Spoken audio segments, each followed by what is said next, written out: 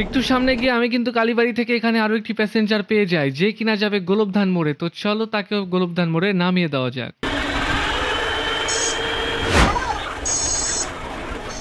এখানে নামবা? এই মসজিদের সামনে।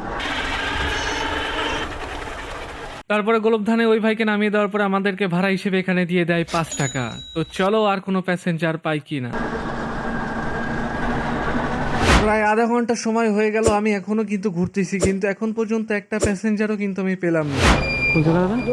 বসেন। প্রায় 40 থেকে 45 মিনিট পর আমি এখানে একটি প্যাসেঞ্জার পাই, যে কিনা যাবে গোলকধান মোড়ে। তো চলো তাকে গোলকধান মোড়ে নামিয়ে দেওয়া যাক।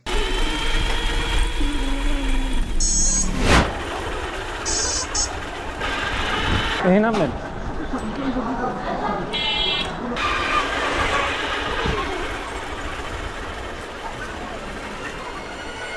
তারপরে প্যাসেঞ্জারকে নিয়ে একটানে গোলকধান মোড়ে চলে আসি এবং সে আমাদেরকে ভাড়া হিসেবে এখানে 5 টাকা দিয়ে দেয়।